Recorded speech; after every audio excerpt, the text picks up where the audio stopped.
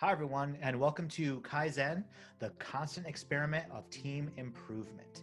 My name is John Ragozzine, and with me is my colleague, Ken Medley. Hey, everyone. Happy to be here. I work at Alley as an agile process leader. I'm also the co-host of Two Scrums Up. It's a podcast that John and I started earlier this year where we discuss all kinds of Scrum stuff.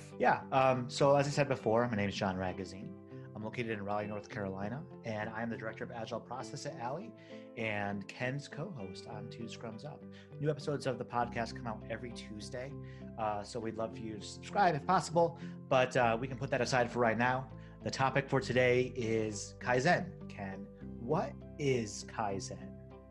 Yeah, Kaizen it's a term that gets used a lot in agile circles, but it basically just means continuous improvement or change for the better. When we talk about Kaizen, we're really talking about the smaller, the better.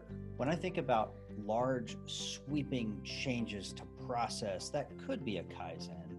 But in terms of Scrum and how we use it at Alley, our experience is the smaller little incremental changes that you make at the end of each sprint and measuring those gives us the ability to actually determine, are we getting more, better, faster? Is team happiness going up? Those sort of things. This change, the small change, so often when folks have issues or they want to think about change, it's a big daunting task. And really Kaizen is the opposite of that. It's like picking one small thing that you are able to move the needle on in the right direction. It could be a change to your process, change to some of your technology habits or technology tools, maybe some workflows or team norms, really anything. There's a quote that I love. It says, "No one has more trouble than a person who claims to have no trouble." If we really break down our teams and think about our process and everything we're doing, we have problems, and it's okay to admit that. Sometimes I've seen teams be reluctant to talk about the use of Kaizen or continuous improvement in their sprints because it's claiming that something is wrong, and that is okay. Well, what if our CEO, what if our CTO finds out that we're not doing something that is most optimal? That's okay. Put yourself in their shoes. If I had a team that wasn't running at the most optimal speed that they could, or had an impediment, wouldn't I want the team to self-organize and solve that problem and move past it? I would hope so. So for those of you out there that are thinking of bringing Kaizen into your sprints, things like that, I would just encourage you, put the fear aside and just try it. So if you've made the leap to start bringing Kaizen into your regular sprint habits, you have to it's important to make them visible, to make them an actual thing, and as Ken said too, to make them measurable. Where does Kaizen come from? Sometimes it comes from sprint retros. Sometimes it comes from just observation. If something keeps happening that's breaking a team's flow, maybe there's a way around it, or maybe there's a way to tweak it a little bit. It's not always about breaking bad habits either. Sometimes Kaizen can be positive things. It's like, oh, that one thing that you did that's new this past sprint really helped me out. Okay, well, let's operationalize that. Let's make it a norm. Let's bring it forward and do more of that. It's not always dealing with issues or problems. It definitely can be. And as Ken said earlier, it's great to kind of not be so precious or not be so worried about casting light on things that you're not doing well. But sometimes it's about doing things that you're doing well even better. I think when we talk about creating a Kaizen, I do think it should be front and center. So if that's a ticket in your sprint, write it on the whiteboard, a sticky note on your monitor, whatever works best for you to make sure it's front and center so people are focusing on it and talking about it as your team. The other thing when it comes to creating Kaizen is to focus on root causes. There's the Pareto principle that some of you might be familiar with, where it says 80% of the outcomes are caused by 20% of the inputs. So when I think of Kaizen, when I think of how can we optimize something, what is something we should do more of or something we should do less of as a team, I kind of think about that. What is the root cause? How do we identify what is going to have a bigger outcome one of the analogies that I've heard used in the past is if you hold a broomstick straight out and you hold it by the end, if you move your wrist just a little bit, it may not seem like much, but the end of the broom way out here is having a huge impact. And so I think Kaizen, when you think about creating those with your team, thinking about what is the least amount of change that we can make to have the maximum amount of effectiveness. So like we said, make that visible in some way, shape, or form. When teams or individuals are first starting out with Kaizen, sometimes they're very aspirational. Be better at this or increase team communication. It's like, well, how are you going to measure that? So you want to avoid abstract goals. So often these goals can be aspirational and they sound great, but then when you get down to having to actually measure them, you realize that they're more qualitative than quantitative. Be better at work, be a better developer. That's great. I mean, we all want to be better, but how are you going to measure that? And what does that really mean? One of the frameworks that you can apply to an idea for a Kaizen is SMART. Make it a SMART goal. You want to be specific, measurable, achievable, relevant, and time bound. And so what you want to do is make sure that you create sort of like, this is our goal. This is how we think we will achieve it. This is our experiment. Kaizens are experiment. And then at the end of the sprint, you'll reflect on it and say, did we do all of these things? Yes or no? Did it move the needle for us? Yes or no? And it might not, like there's two ways that Kaizen can kind of fall flat. One would be we didn't stick to it. We didn't do the thing that we said we were going to do. The other thing is we did the thing, but it didn't have the change that we expected. And that's okay. That's just experimentation. And that's what Kaizen is all about. I think, John, you really nailed it there, talking about, being specific. Like maybe a bad example of a Kaizen in my mind would be something like be better at testing for bugs. What does better mean? Like if we find one more bug, did we achieve our Kaizen? We still crashed the whole site, but we did find one, is that success? You found more bugs than last time. Right. So maybe a Kaizen, how to word that, be very tactical in our wording might look like do test-driven development on feature X. And make sure it is covered with unit integration and maybe end-to-end tests. That is a specific, measurable, achievable goal. The other thing to think about when creating Kaizen is it's okay to have a backlog of Kaizen items. Just because we think of something, it may not be the most important thing to tackle as a team at that moment. I would encourage everyone, have a backlog of Kaizen items so that your good ideas don't get lost. Yeah. And additionally, even if it's a great idea and you want to do it, it might be coming right before the holidays, for example, and half the team will be out. Right. Bad time to do an experiment. Or it might be the team is really, really busy, with a launch or with a lot of work or whatever. And no one can really think of a specific Kaizen. People are tired. People are distracted. You have that backlog ready and you could review it as a team and pick something that you think you can take on in an upcoming sprint. We've talked about this a little bit, but evaluating a Kaizen, how do we know that what we're doing is having an impact, good or bad? We want to make sure that whatever we're doing is measurable. So what's really important about this is to review your Kaizen at the end of your sprint. We need to be asking ourselves, did the team find it helpful? If it was, should we make this a norm on our team? It's something we should do all the time moving forward? Or did the team find it unhelpful? Don't force it. Sometimes folks have an idea. I think if we do this thing, everybody's going to love it. It's going to be great. Well, maybe that was just for you. What I thought was really cool might not have worked for John. So don't force it. What's important is the team collectively is coming up with these together. And everything is a learning opportunity. It's an experiment. Just because something failed doesn't mean it failed. That means you could actually hey, we know not to do that. That did not have the effect that we wanted it to. So that's okay. I kind of like to look at Kaizens through the lens of the DACI model, or drop, add, keep, and improve. Is this something we should just totally, drop it? It didn't work. Let's move on. Or maybe we can add on to it. We liked it. I think we're going in the right direction. Maybe we can just add these few extra steps.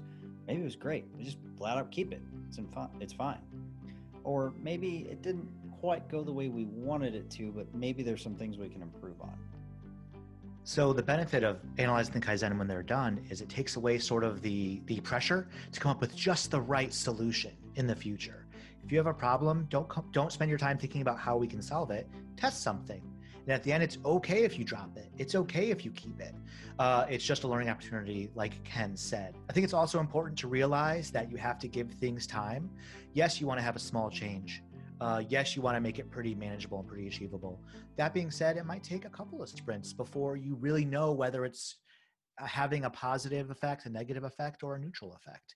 So it's okay to have the same Kaizen over time. You're just trying to see where things go. So you have to be sure you give it the time that it requires to run its course, to know really where it is. They can be hit or miss. You can knock it out of the park with a Kaizen. It's an amazing thing, and it has a huge impact on your team. It could have a very small impact or no impact, but it's always good to go through these experimentations. They're time boxed. The team, you don't have to convince them to do it forever. Just do it for a sprint. Give it a fair shake and see where things turn out at the end. So we want to jump into some examples, things that we've tried on our team that went well and things that didn't. So I'll share a couple of things that worked for my team that we tried earlier this year, and that is the idea of swarming. For those of you who don't know what swarming is, it's kind of like pair programming almost, where the whole team rallies around one particular task and we try to get it done. And we thought, we're kind of struggling with some knowledge silos, and we're not really utilizing everyone's, brain power like we could on our team. And so how do we solve that? Well, how about we just get on a Zoom call, just like we're doing right now? Somebody shares their screen and we all unmute and tackle a problem together. And we found that actually helped us increase our velocity too. So we were knowledge sharing. There was things, unexpected outcomes we had with this Kaizen as well, of our code quality went up. Like as we're coding, watching other people do it, we get like, oh, hey, you forgot to close your parentheses right there, that kind of thing. We weren't set out to increase our code quality. It was just kind of a side effect. Another thing that went well for us, a Kaizen item that we had and decided to keep, is something that we call F, which stands for Eat the Frog Friday. There's a quote that says, if you have to eat a frog, eat it right away. And if you have to eat 2 frogs, eat the biggest one first. We were noticing that on Mondays when we came in to work, our sprints, they go Wednesday to Wednesday, 1 week sprints, Wednesday to Wednesday. We noticed that Mondays just were hard. Like we came in back from the weekend, we're like, oh, I've got these tasks that I need to finish out for this sprint. And it just felt like a slugfest. And we were talking about this as a team, and we're like, hey, Mondays kind of suck anyway. Why are we making it more difficult on ourselves? So every Friday in our morning stand-up, we talk about what frogs do we have? What are the tasks that we've been avoiding this sprint that we don't want to do? And F it, let's just tackle those. Friday mornings, our team, maybe it's through swarming, we'll get together and we just kind of help each other knock out these little tasks so that Monday we can come in feeling like, well, at least that's behind me. Now we're on the downward slope of the sprint and I don't have to ruin my weekend by dreading, oh, I got to go back. I got to do this task on Monday that I've been avoiding, and I don't want to do that. So swarming and Eat the Frog Friday, that's been working well for us. I wanted to share a Kaizen that not only was really successful for my team, but it was a Kaizen that the team kept wanting to do if it fell out of practice. We kept coming back to it because we knew that it was something that worked well with our day-to-day sort of cadence. And that were MITs, or most important tasks. So the idea here was that right when the team starts their work day, they look at what's ahead for the day, and they list the 3 most important things they want to get done that day. Around the end of the day, I would check in with the team. Hey, these are the things that you wanted to get done today. Did you do them? And the answer could be yes, the answer could be no. The goal of it wasn't necessarily to make sure that those things got done, because another more important thing could have come up during the day. The idea was like, this is where I thought my day was going to go. This is what I did and did not get done, and here's why. So we know whether you're blocked, we know what's in your way, we know what's done, we know what's achieved. We eventually started calling them meats. MIT is meat, so that was always fun to kind of be like, another slice of meat, please, coming into our sprints. But the team really enjoyed it. It's a great habit to get into, and sharing with your team what you want to accomplish not only holds you accountable to them, but holds you accountable to yourself. We've tried Kaizens in the past that didn't work, that didn't stick with our team, that we ended up just abandoning. And for us, one of those was having our daily stand-up via Slack, where we wouldn't get on a Zoom call together. We wouldn't talk to each other and see each other face to face. And we thought it might work. Like, hey, it's one less meeting time, just sometime today, give us an update, answer these questions, what am I blocked on? Do I have any impediments? That kind of thing. And we found out that didn't really work for us. And we lost the warm-bodied human interaction that you get from being on a Zoom call with folks sometimes, and being able to see each other's smiling faces, or to read body language and that kind of thing, to maybe see that somebody is stuck or frustrated. And so for us, that just didn't work. We still communicate via Slack all the time, but we found that for doing our daily stand-up just via Slack, it didn't work for us. We tried it for, I think it was maybe 2 sprints. And when we got together for our retro, we're like, this just isn't working. Like, that's got to go. Like, we're going to go back to a set time every day where there's a video call. And it was okay. We learned that didn't work for us. Yeah, playing around with the rituals of Scrum are things that I think come up a lot. And one thing that we tried previously, for years actually, we would have our backlog refinement once a week for an hour. An hour felt right. It wasn't too short, wasn't too long. The team could be engaged for that long, but not totally blocked for a whole day. And it worked out for us. The issue was that we at Alley work with several clients on every team. And so given the fact that sometimes we're talking to clients on a Monday or a Tuesday or a Wednesday throughout the week, we didn't know everything that was going on or that was most important to them when we had our refinement. So we would get to sprint planning and we would have all these questions, all this new work that we've never talked about, and planning would just drag on and on and on forever. So we had an idea at the beginning of the year and we said, look, we want to do more backlog refinement, but doing a longer session probably isn't good for a couple of reasons. We still won't have all the information from our clients. And having a meeting that's 2 hours long, for example, is just going to be a slog. It's going to be very difficult. It's going to be very interruptive. Let's try something different. So what we did was we took our 1 60-minute backlog refinement and broke it into 2 45-minute backlog refinements, one towards the beginning of the week and one towards the end. Overall, we would get an extra 30 minutes of backlog refinement, but it was spread out. So each meeting was shorter. We thought this would work really well. We thought that it would get us more information from our clients. And so we tried it, and we did it for, I would say, about 4 or 5 months or so. So the Kaizen was, let's try this out. We tried it out for a sprint. We liked it. Tried it out for another one. We liked it. So we made it a norm, and we did it for a while. But what we noticed over time was that the dual times wasn't getting us any new information when we sat down. We were still having planning that had unknown stuff in it when we got to planning. The team was still being interrupted. Even though they were shorter sessions, the interrupts were more often. And we decided as a team just to go back and combine it again. We changed the day that we were having our hour-long backlog refinement moving forward, but we came back to having a single session. That really worked better for us in the long run, and it's helped keep our planning much more in check. On the flip side of that, my team found out that John's team was doing this, and we thought it sounded fun, sounded like a good idea. So we started trying it. We have 2 45-minute backlog refinement sessions each sprint, and it works well for our team. It works really well. So we've kept it as a norm. And that's just an example of what may work for one team may not work for another. It doesn't have to be an organizational norm. But that being said, there are some Kaizens that really are at the organizational level. Yeah, one example of that here at Alley was just what everyone's been going through in this 2020, which is the global pandemic. So previously, what we had, and we always had here at Alley, was that we're all remote here.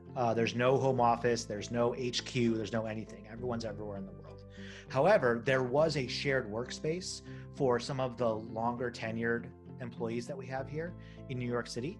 And every once in a while, they'd be like, hey, we're all here. Let's have lunch delivered to the office. We'll charge you to work. It'll be great. It'll be a work session, whatever it is.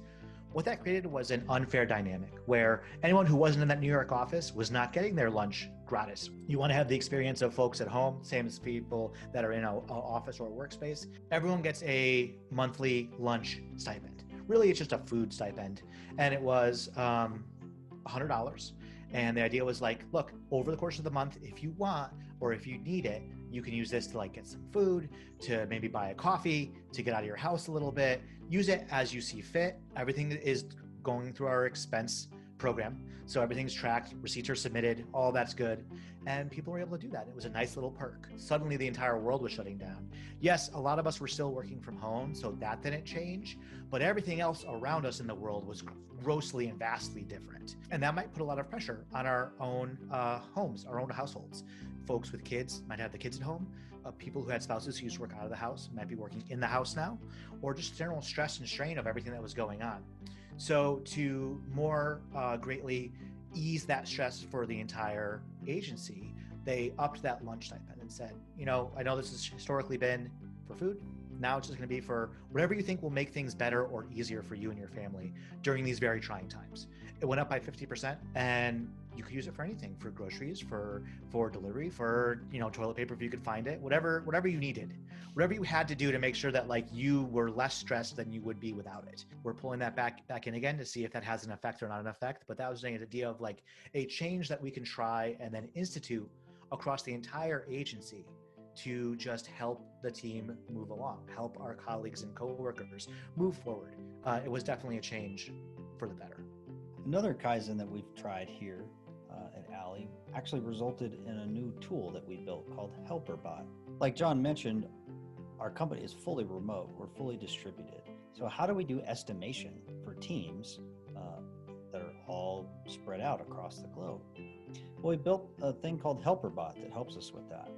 It's just a Slack integration for us, /estimate, type in the ticket number, hit enter, and it pops up this screen that folks can go in, and it displays the Fibonacci sequence there. Is this ticket a 1, 2, 3, 5, 8, 13, etc.?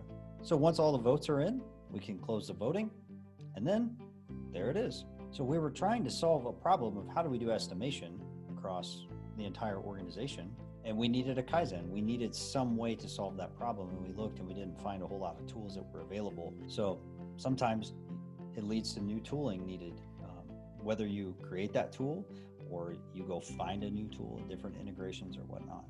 So Kaizens can be, like we mentioned, at the entire organizational level.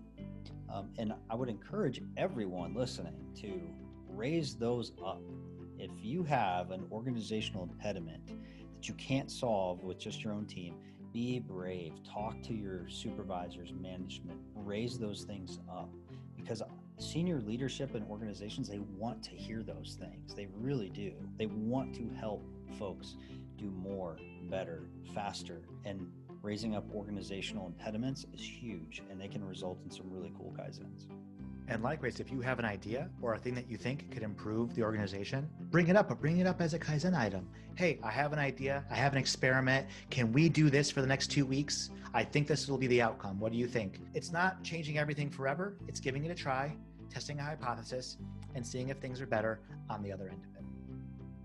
So if you want to learn more about Kaizen, here's some resources that we put together. Simply just Kaizen Origins on Wikipedia. We did an episode of our podcast a couple of months ago on Kaizen. We spoke with a colleague of ours, Taylor Fargo-Strawn. It was really interesting and really got into the nitty-gritty of how are you flexing and using Kaizen on your team day to day. Scrum Inc. also has a great overview, and you can check it out there at scruminc.com/sprint-retrospective. And that's our presentation for today. Thank you so much for listening and watching. It was really great to put these thoughts together and share them all with you. Once more, my name is John Ragozzine, Director of Agile Process at Alley. And with me is Ken. I'm an Agile Process Leader at Alley, and you can reach us at alley.co or at twoscrumsup.com.